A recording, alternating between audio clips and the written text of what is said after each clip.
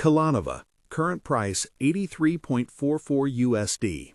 The screen currently reads $83.44 USD for Kellanova, a figure that seems almost artificially frozen in a market known for its chaotic volatility. While the broader indices oscillate with every whisper of inflation data or geopolitical tremor, this ticker stands firm, moving with the glacial pace of a predetermined outcome. This lack of movement is not a sign of disinterest, it is the mathematical certainty of a sealed fate. We're looking at a stock that is trading mere pennies away from its cash-out value of $83.50 USD, a price agreed upon in one of the most significant consumer staple mergers of the decade. The expectation for most investors staring at this quote is that the story is over, that this is simply a waiting room for a cash deposit into their brokerage accounts. They believe the narrative has concluded and there is nothing left to analyze. The reality, however, is far more complex and instructive.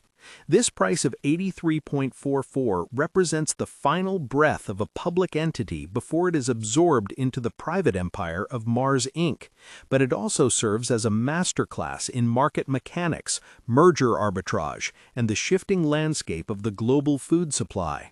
While the spread between the current price and the buyout price is minimal, the implications of this deal ripple far beyond a simple cash transaction. We're witnessing the consolidation of the snacking universe, a move that fundamentally alters the competitive dynamics for every other player in the Consumer Staples Select Sector SPDR fund. The stillness of the price belies the massive capital rotation that is about to occur as billions of dollars are unlocked from this ticker and forced to find new homes in the market. This is not just a stock price, it is a liquidation event that will flush liquidity back into portfolios ranging from a beginner's Robinhood app account to massive institutional holdings at Fidelity Investments. When you look at the intraday action, or rather the lack thereof, you are seeing the efficiency of the market in real time. The stock is pinned. The volume you see trading at this level is largely the result of arbitrageurs closing out positions or index funds rebalancing ahead of the delisting.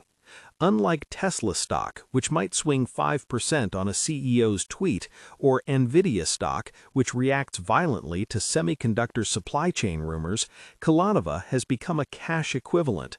It is no longer reacting to earnings reports, Pringles sales figures, or grain prices. It is tethered entirely to the closing mechanics of the Mars deal. For the retail investor holding this in a Schwab Intelligent Portfolios account or a self-directed SoFi Invest dashboard, the lack of volatility can be jarring. You are holding an asset that has effectively opted out of the stock market's daily drama. But the question you must ask yourself is not why the stock isn't moving, but rather what you should be doing with the capital that is about to be returned to you. To understand why we are here at $83.44, we have to look back at the strategic maneuvering that led to this point. This company was born from a bold split, a strategic bifurcation of the Kellogg Company into two distinct entities, W.K. Kellogg Co., which took the legacy cereal business, and Kellanova, which took the high-growth snacking brands. The market initially viewed this split with skepticism. The expectation was that separating the boring cereal business from the exciting snack business was financial engineering that might not create tangible value. The reality, however, exceeded those cynical takes. Kellanova proved that without the drag of the slow-growth cereal division, its multiple could expand. It became a pure-play snacking powerhouse, owning global heavyweights like Pringles, Cheez-It, and Pop-Tarts. This clarity of purpose is exactly what attracted Mars. Mars saw a portfolio that perfectly complemented its confectionery dominance. They didn't want the cornflakes, they wanted the Pringles. This validates the thesis of the split in the most definitive way possible, an all-cash buyout at a premium. This consolidation trend is something every investor needs to watch. We are seeing a shift where massive private entities like Mars are capitalizing on public market valuations to scoop up assets that have durable consumer demand. In a high-interest rate environment, cash-rich private companies have a distinct advantage over public companies that must answer to quarterly earnings calls.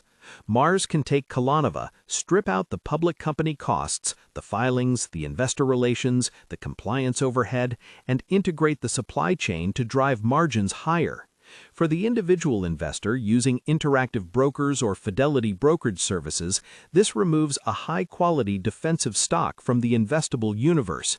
It shrinks the pool of available consumer staples, which effectively increases the scarcity value of remaining independent giants like Mondelez or PepsiCo. The price action we are seeing today, hovering at 83.44, creates a unique psychological challenge. It is the tension of the known. Humans are wired to seek patterns and predict future movements, but here the future is mathematically bounded at 83.50. This creates a boredom risk. Investors might be tempted to sell early, taking 83.44 today rather than waiting for 83.50 next week, just to get the cash and put it into something more exciting like Apple stock or a volatile crypto asset on Robinhood Crypto. However, for the disciplined investor, this final holding period is about patience and efficiency. Selling now means giving up those last few cents of profit, which, while small on a per-share basis, represents a risk-free annualized return that beats most high-yield savings accounts over the short duration remaining. It's a lesson in the time value of money that is rarely so clearly illustrated on a trading screen. Let's talk about the business itself one last time before it disappears into the Mars ecosystem. Kellanova is not just a collection of logos, it is a logistics and branding empire. Its business model relies on the occasion-based consumption of snacks. Unlike cereal, which is anchored to the breakfast table, a meal that is in a secular decline, snacks are eaten anywhere, in the car, at the office, late at night. Pringles is a global brand with a massive footprint in Europe and Asia. Cheez-It has cult-like loyalty in North America. These brands possess pricing power, meaning they can raise prices in line with inflation without losing significant volume. This quality is what we call defensive growth. It protects the portfolio during economic downturns. When the economy sours, people might delay buying a new car or upgrading their phone, but they rarely stop buying their favorite chips. This resilience is why Fidelity mutual funds and pension funds loved holding this stock. It was a ballast.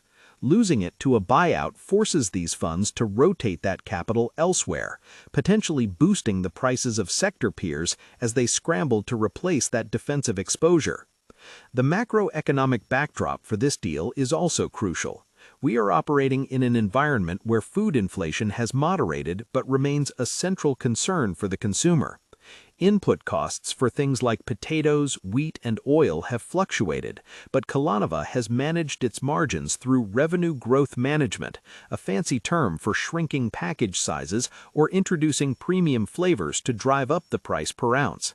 This operational excellence is what justified the 83.50 price tag. Mars is paying a full multiple because they are buying a machine that works. They are not buying a fixer-upper. For those of you engaging in online investing, this is a key metric to look for in future acquisitions. Look for companies that are executing well before the buyout rumors start. The best targets are usually the ones that don't need to be saved. There is also the regulatory angle. In a time when the FTC has been incredibly aggressive against mergers, blocking deals across technology and fashion, the fact that this deal cleared relatively smoothly is significant. It suggests that regulators view the food landscape as sufficiently competitive.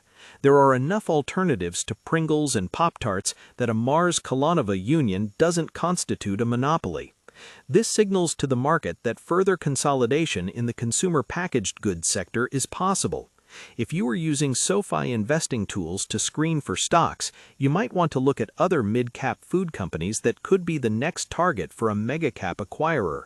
The precedent has been set. The regulatory fear premium that suppresses the stock prices of potential acquisition targets might be lower now than it was 12 months ago. Now, I want to hear from you. This is a significant moment for anyone who has held this stock since the split or even before. Comment below with what you plan to do with the cash from the Kellanova buyout. Are you reinvesting it into other consumer staples, or are you taking a riskier bet on tech? Let's get a discussion going on where this capital rotation is headed. As we look towards the future, or rather the post-Kellanova future, the landscape for the individual investor shifts. With K delisting, you have one less safe haven stock to choose from. This forces a decision. Do you move up the risk curve, or do you hunt for the next Kellanova? The expectation is that you can just find another stock with the exact same profile. The reality is that assets like this are rare. The combination of high growth for a food company and strong dividends is hard to replicate. You might look at the remaining independent cereal companies, but remember, they lack the snacking growth engine. You might look at the massive conglomerates, but they often lack the agility Kellanova showed. This leaves a hole in many Schwab intelligent portfolios that algorithms will need to fill. Furthermore, we must consider the opportunity cost